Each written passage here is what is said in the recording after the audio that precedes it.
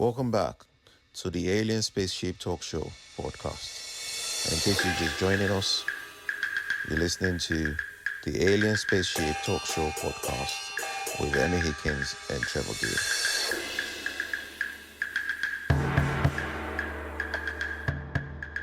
No, I don't know about your young friend, but the thing about suicide, I think, is that so often there are no signs whatsoever. And this is really the point I made in my song, Annalise, that she was a lovely friend. She always seemed happy. That was the thing that stuck with me. And I think I say in the lyrics that I saw no stress in her eyes, no worries. She was laughing. She was a lovely person, beyond her years, actually. She was a very wise young lady. And when this happened, I can't describe the shock of something like that. I mean, we hear about suicides, don't we? And it seems to be one of those things that we all tend to think happens to other people, other families. But of course, it can strike closer to home. And it's so often when people talk about it, the families, the friends, they say the same thing, that there were no signs at all that this was going to happen. Would you say, Joseph, that this young girl of 12 years, were there any signs there? Did she have a known condition that may have led to the suicide? She certainly was struggling with being picked on at school. And I think an interesting parallel that you just said was with Annalise being wise beyond her years. Delilah had the same thing. She felt like an 18-year-old and she was only 12. It was crazy. She was just wise beyond her years. Yeah.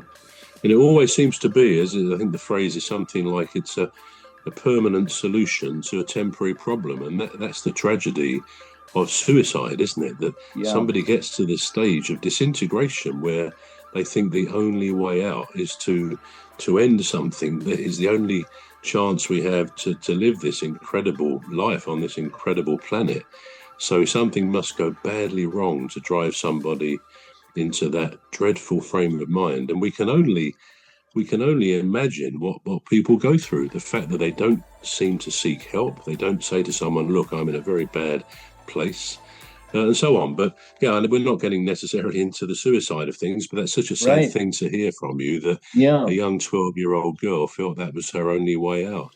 And Weird Heart, the song, isn't necessarily a sad song or a funeral song or anything like that. It was just a song that she and I started that was expressing feelings, and it was incumbent on me to finish that. And so it's really more of now it's become a celebration of just who she was, even though you might want to say, well, isn't it a very sad song because of the backstory? And I think the backstory is just simply, that's the introduction to where she was in the world, but her feelings are still true. And I'm sure what you did there by finishing the song and putting it way out there, as you say, forevermore, really, is a great thing for her family to as a consolation, maybe, for their incredible loss. Yeah, it'll certainly outlive me. It's really a way of leaving a legacy behind, too. Music is like that, isn't it? It becomes a bit immortal in a way beyond ourselves. It can be out there forevermore. So that's quite a positive thought, isn't it, in this situation, certainly. Yeah. Oh, yeah. So let's talk about your School of Music. How did you get that started? Yeah, so I was a singer-songwriter for years, doing bands as hard as I could, and I would travel out to New York and do singer-songwriter showcases. But at some point in time, you start to age out of that, and you're like, well, what am I going to do for a living here? And I had always been teaching lessons while, chasing the singer-songwriter career.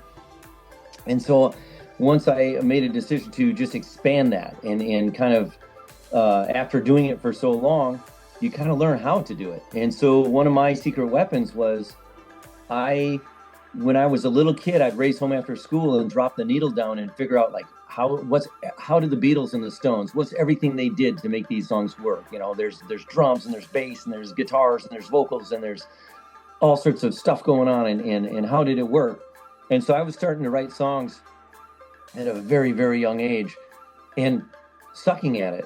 But you really learn through doing it. And so I would then say, hey, how can I take all those skills and teach kids not really how to start a band, but how to start a band, if that makes sense, and get rocking and write bad songs at first until your craft gets better.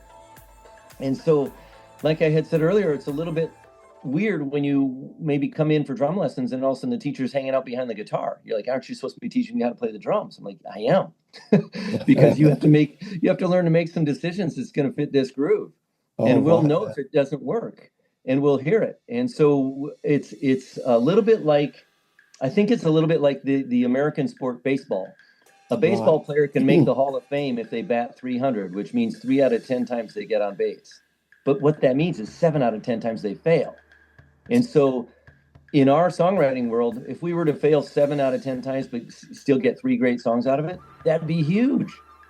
We'd be over the top. And so I just take that mentality into these lessons and say, let's do a jam session and let's write a whole bunch of bad songs. And kids are like, wait, what? Like, yeah, let's write bad songs on purpose. We're going to take a short break now. We're back shortly. You've been listening to the Alien Spaceship Talk Show with Trevor Gear and Emmy Hikins. The Alien Spaceship Talk Show podcast is looking for sponsors. If you're a company out there looking to spread the word about the products and services you provide, please get in touch with Deepstuff Radio Podcast on info@deepstuffrecords.com, or to use the contact form on our website to contact us, please visit radio.deepstuffrecords.com. Also, if you're looking to get involved on the Alien Spaceship Talk Show podcast, reach out via our Deepstuff Radio Facebook page. Thank you.